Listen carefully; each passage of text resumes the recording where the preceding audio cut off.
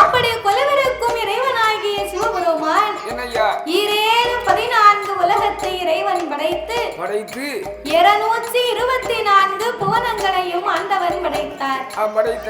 7 சப்தா சாரங்களாகப்பட்ட கடல்களை படைத்து கல்லுக்குள் இருக்கும் தேரையவும் தாயார் கருப்பையுக்குள் வாழும் சிசுவையும் முட்டைக்குள் உருவாகும் குஞ்சியவும் ஆண்டவன் படைத்து ஓர் அறிவு முதல் 6 அறிவு படைத்த நாமலை போன்ற மானிட மக்களை படைத்தார். நம்மளை எதுக்கு படைத்தார்? மரம், செடி, கொடி, பயிர், புல், பூண்டு, இலை தாவரங்களோடு ஆடு, மாடு, கன்றுகாடைகள் அதனையும் படைத்து எறும்பு, யானை முதல் என்ன உண்ணாத மனுக்கள் ஆமையா 84 லட்சம் கோடி ஜீவராசிகளை படைத்தார். அடேங்கப்பா, அதே போல இந்த பூமியில 84 லட்சம் கோடி ஜீவஜந்துகள் இருக்கு. ஒன்னு ரெண்டு கிடையாது, எண்ணில் அடங்காத உயிரினங்கள் இவ்வுலகிலே வந்து கொண்டிருக்கிறது. நம்ம கண்ணுக்கு தெரியாம ஏகப்பட்ட உயிர் பூமியில இருக்கு.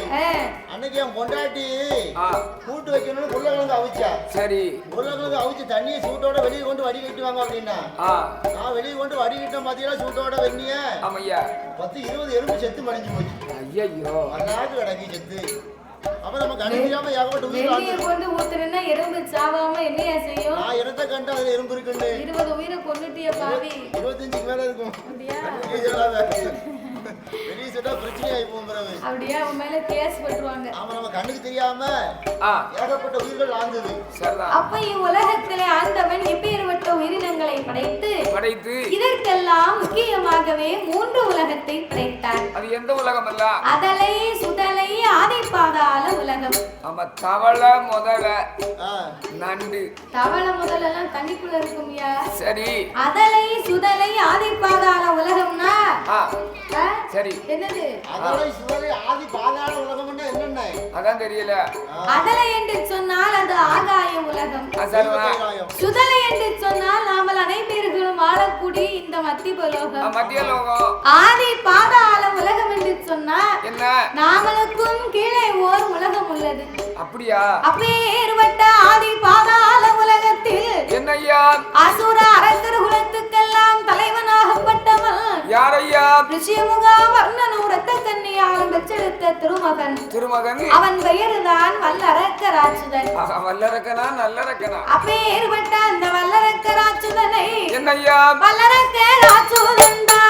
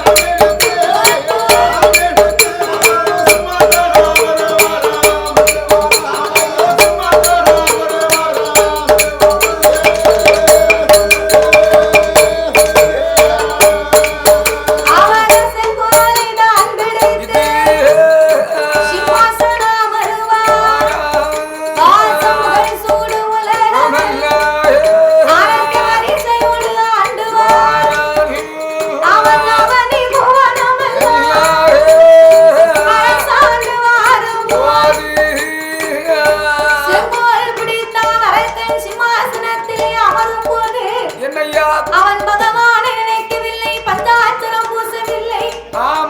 சிவனை நினைக்கவில்லை, அவன் திருநீரும் பூசவில்லை. கடவுளை நினைக்கவில்லை, அரக்கன் கையெடுத்து வணங்கவில்லை. நினைக்காம இருக்கா? அவனுக்கு அரக்க குலத்துல பிறந்தவன்னா 5 அறிவு தானையா இருக்கும். கண்டிப்பா. தன்னை விந்து தாரணியில யாரும் இல்லைன்னு சொல்லி சரி, இந்த அரக்கை ஏறி போவதற்காகவே 9 படிகள் அமைத்தார்கள். ஆமா, 5 அறிவு 5 அறிவுல விழுது. ஆமா, 4 கால் கொண்ட வளைஞ்சு ஆடு மாட்டுக்கு 5 அறிவு. குற்றாலத்துல ஒரு அறிவு ஓடுது. அது ரெண்டையும் சேர்த்து பாருங்க. அப்ப 7 அறிவாச்சு. அந்த அறிவை பத்தி பேசினா உனக்கு அறிவே இருக்காது. கரெக்ட். 6 அறிவு ஓடிக்கொண்டிருக்கின்றது. ஆமா. ஆனா சரி, அசுர குலத்திலே பிறந்ததினால் ஆமா அவனுக்கு 5 அறிவு தான். ஆமா, அசுர குலத்தில் பிறந்ததனால அவனுக்கு 5 அறிவு. ஆமா, முரட்டுத்தனமான புத்தி. முரட்டு புத்தி. ஆமா, அப்பேற்பட்ட அந்த 5 அறிவு படைத்த அரக்கனுக்கு சிம்மாசனத்திலே அமர போகும்போது 9 படிகள் அமைத்தார்களாம். சரி, 9 படியும் யாரு? 9 நவக்கிரகங்கள். 9 நவக்கிரகம். அவன் 8 படியிலேயுமே மெதுவா ஏறி போனான். சரிதான். 9வது படியிலே தான் என்ற அகந்தை கொண்டு ஓங்கி மிதித்தான் பாதி. ஐயா, அன்னைக்கே பிடித்தான் அவனுக்கு 6.25 அரையங்காலம். 6.25 அரையங்காலம் யாரு? 6.25 அரையங்காலம் எத்தனை? அரையங்காலம் 11 காலு. 11 காலா? ஆமா. அப்படியா? எத்தனை படிச்சிருக்க நீ? நான் வந்து +2 பாஸ் பண்ணிருக்கேன். அப்படியா? ஆமா. +2 முடிச்சிருக்கியா? ஆமா. அப்படி படிச்சது மாதிரி தெரியலையே. பரவாயில்லை, அரையங்காலம் 11 காலு தானே? அப்ப ரொம்ப கணக்கு சரியா இருக்கு.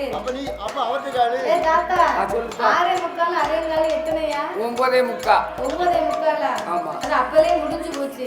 சரி. 9:45 விடிய காலம் வரும். என்ன சொல்லு? 10:45. ஏ கூடு என்ன பண்ணுதா? ஏ தங்கச்சி புரியுதே. உனக்கெல்லாம் அறிவு இருக்கா? 6:45 அரையங்காலம் 9:45 நீரு. அவனுக்கு அறிவு இருந்தா உனக்கு பொண்ணு கொடுப்பானா?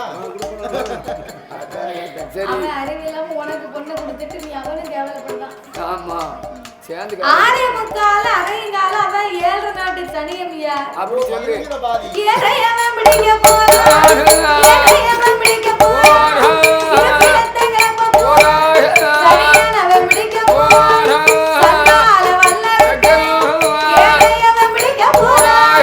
ஏழையவன் பிடிக்க போறான். அவன் இருப்பிடத்தை கிளப்ப போறான்.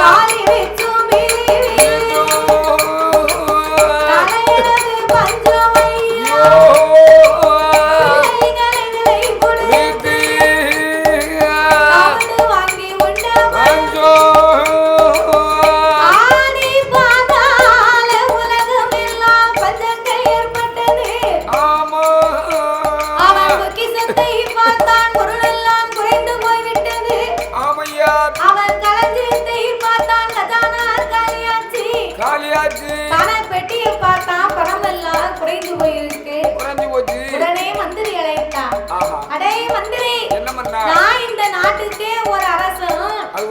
56 தேசத்துக்கும் நான் ஒரு வல்லரக்கன். சரி. அப்படி இருக்கும் எனக்கு மக்கள் இதுவரைக்கும் பகுதி கொடுக்கவில்லை, என்னை பணிந்து நடக்கவில்லையே. ஆமா. இருசால் கொடுக்கல, என்னை ஏனென்றும் கேட்கல. அதனால 56 தேசத்திலும் சென்று பகுதி பணம் வேணும் என்று நீ பறைவோசை அடித்து விட்டு வார்னார். சரி. மன்னன் பார்த்தான். மந்திரி மன்னன் வார்த்தைக்கு மறுவார்த்தை இல்லை என்று ஆணையை அலங்கரித்த அம்பாரியை தூக்கி வைத்து அவனை கடை 56 தேசத்துக்கும் அடித்தான் பறைவோசை. அவன் பறைவோசை அடித்த போது அங்கே பட்டணத்து அரசர் எல்லாம் ஓடோடி வந்து அவன் பறைவோசை அடித்த போது உலகத்தில 56 அரசரெல்லாம் ஆறுமைய மந்திரியே ஆசி உண்டு சொல்லை கேளு அரக்கனுக்கு ஆசி கொண்டு கொடுக்க மாட்டோம் நடக்க மாட்டோம் கொண்டு கொடுக்க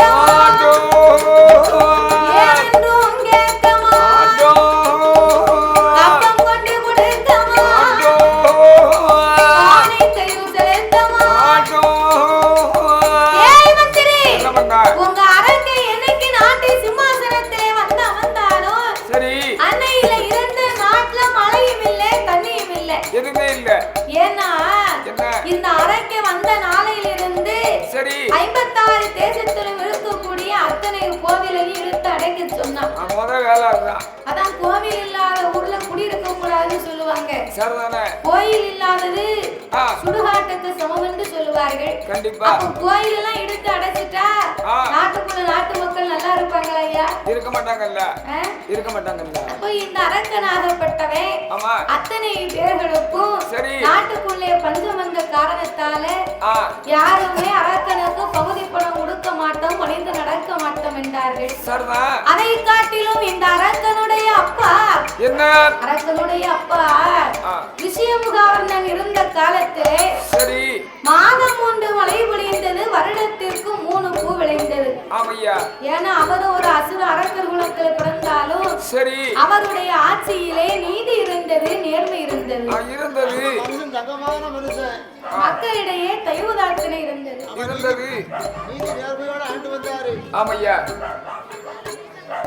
நாட்டை ஆளணும்னா சாதாரணப்பட்ட காரியமா?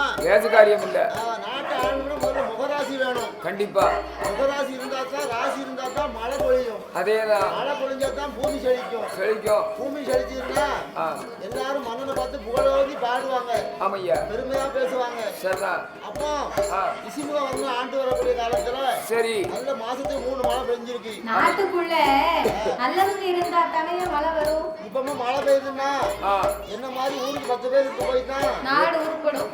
இந்த ஊர்ல மழை பெய்யுது, 10 பேரா நீர் ஒரு ஆளே போதும். ஆமா, என்ன மாதிரி 10 பேர் நாட்டுல இல்லன்னா சரி உங்களுக்கு எல்லாம் மழையே கிடையாது. இல்ல ஆமா, நான் அப்பேற்பட்ட யோக்கியம். தலைவத்துல சொன்னாங்க. யோக்கியத்தை ஊர்ல போய் கேட்டாலா தெரியும். அது கேட்டு பாரு நீ யோக்கியமா எப்படின்னு. தலைவத்துல மேல தலைவத்துல சொன்னாங்க. ஐயப்பா மழை பெய்யுதுன்னு சொன்னா ஊருக்குள்ள நேத்து உள்ள டீ கடையில கேட்டா அந்தோணி பேர சொன்னா 4400 ரூபாய் பாக்கி இருக்குங்காங்க. அது டீ கடையில. ஆமா, அப்ப நீ எவ்வளவு யோக்கியமா இருப்ப. அவன் அரை கிளாஸ் டீ போட்டு கொடுத்தா அவன் எப்படி ரூபாய் கொடுக்க முடியும்? அதானே, நான் குடிப்பேன் 1 லிட்டர் டீ குடிப்பேன். 1 லிட்டர். ஆமா, அவன் அரை கிளாஸ் 50 மில்லி போட்டு. உனக்கு சுகரே வராது பாத்துக்கோ. சுகர் வராது. சுகர் 400 இருக்கு. அந்த கடையவே இழுத்து கூட்டிட்டேரையா. ஆமா, அப்ப நாட்டுக்கு 4 பேர் நல்லவர்கள் இருக்க போய் தான். அப்ப இந்த அரக்கனுடைய அப்பா அவர் நல்லவராக இருந்ததனாலே நாட்டிலே மழை பொழிந்தது, நாங்களும் பகுதி கொடுத்தோம், பணிந்து நடந்தோம். ஆமா, நல்லோருக்கு பெய்யும் மழை எல்லோருக்கும் உண்டு என்பார்கள். சரி, அதனால இந்த அரக்க வந்த நாளில் இருந்து நாட்டுல மழையும் இல்லை, தண்ணியும் இல்லை. சரி, காலமழை பொழியவில்லை, காடுகரை விளையவில்லை. ஆமையா, நீதிமலை பொழியவில்லை, நீர்நிலை செழிக்கவில்லை. வந்திரே ஆமா, அதனால உங்க அரக்கனிடத்திலே போய் சொல்லு. எப்படி? பகுதி பானம் கேட்டு வந்தா கொடுக்கவே மாட்டோம். பகுதி பணம் கேட்டு வந்தா கொடுக்கவே மாட்டோம். நாங்க கொடுக்கவே மாட்டோம். அவனை படையெடுத்து சண்டை செய்ய கேட்கவே மாட்டோம். அவனை படையெடுத்து சண்டை செய்ய கேட்கவே மாட்டோம். கொடுக்கவே மாட்டோம்.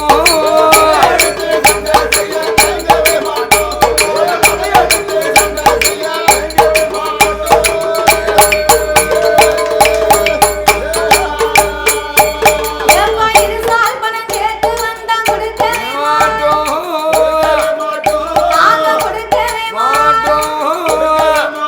அவனை எதிர்த்து சண்டை செய்வார். கேட்கவே மாட்டோம். அவனை எதிர்த்து சண்டை செய்வார். கேட்கவே மாட்டோம். கொடுக்கவே மாட்டோம். அவனை எதிர்த்து சண்டை செய்வார்.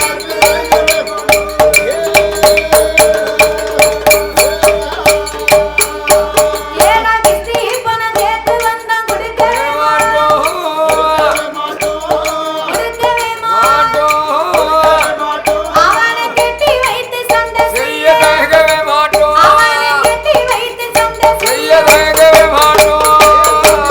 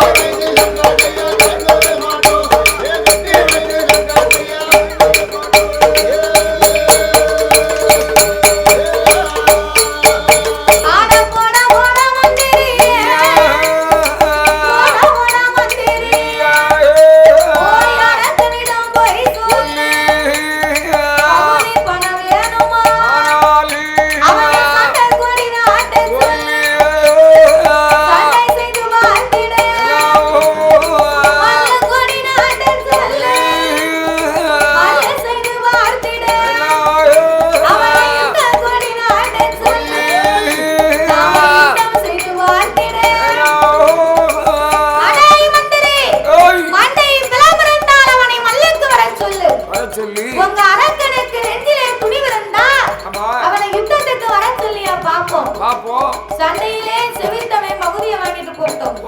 பார்த்தா மந்திரி என்ன அவன் பக்கம் போனா அவன் பகுதியை வாங்கிட்டு வான்னு இங்க விரட்டுதான். இவங்க வேணுதான். இவன் பக்கம் வந்தா பகுதி இல்லைன்னு இவங்க இங்க விரட்டுதாங்க. அவன் துன்பத்திலே நிக்க முடியல, இவன் துன்பத்திலே நிக்க முடியல. அவனை இவனேன்னு நம்ம ஏன் அலையணும்? பேசாம வனத்தை பார்த்து போறோம். தாங்க முடியல. அதனால இந்த அரக்கனை நாட்டை விட்டு சொன்ன கேட்கானா? இவனை நாட்டை விட்டு எங்கேயாவது வனவாசத்துக்கு அனுப்புனாதான் சரி இந்த அரக்கை சும்மா இருப்பான். அதனால என்ன மந்திரியாகப்பட்டவன் அவன் அரண்மனைக்கு ஓடி வந்து அந்த வல்லரக்கனை அழைத்து என்ன செய்கின்றார்? வாருமையா வல்லரக்கா, வாருமையா வல்லரக்கா, பாட்டி வந்து சொல்லை கேளு.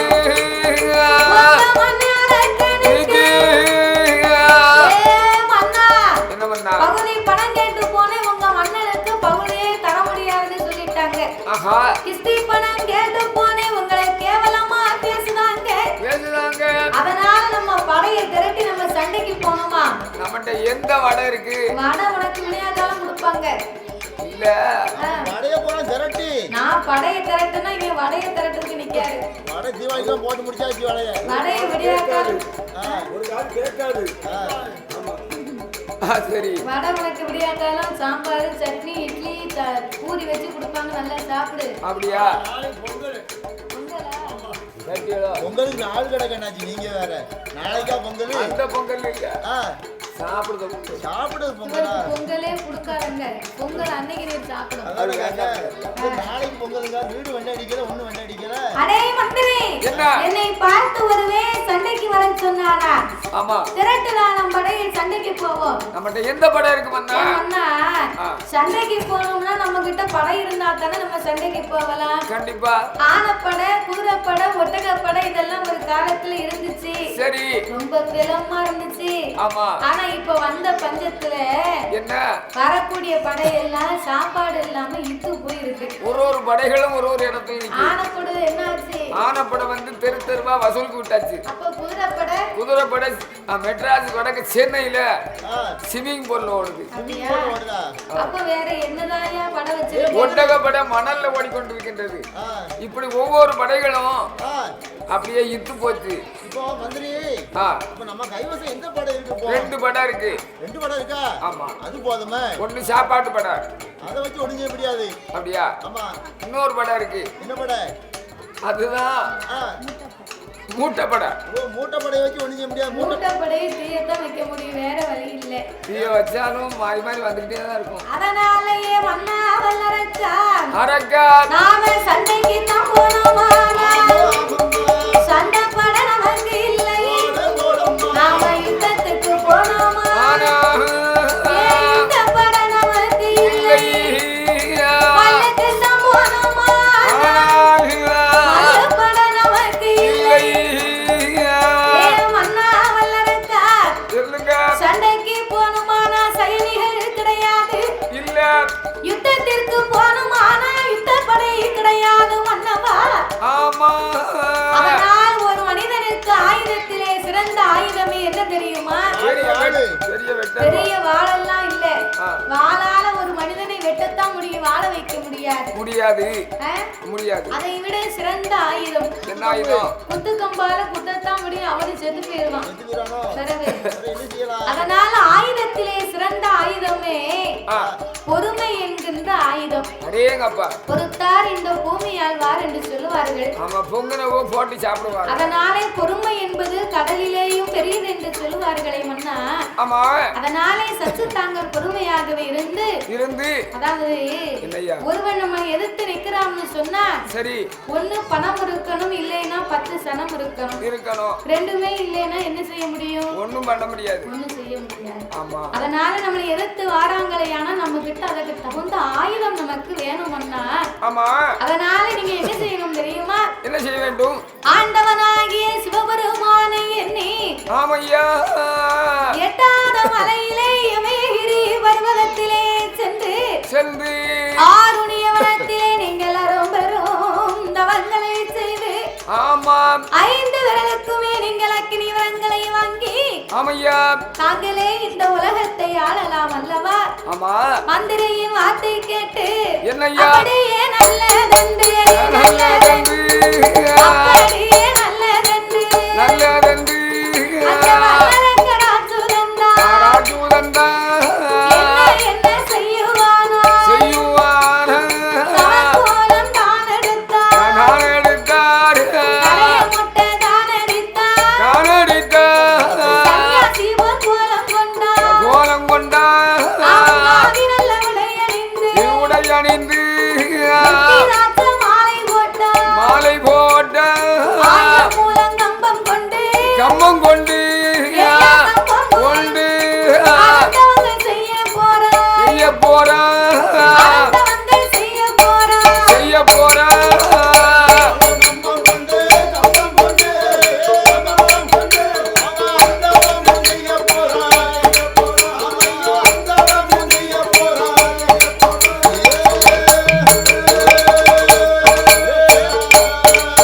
அவனை எட்டாத மலையடி எட்டாத மலையடி அவயகிரி வருவதே ஆருடைய வரமதி அரசவனும் ஜுவலை தவம் இருக்க வேணுமே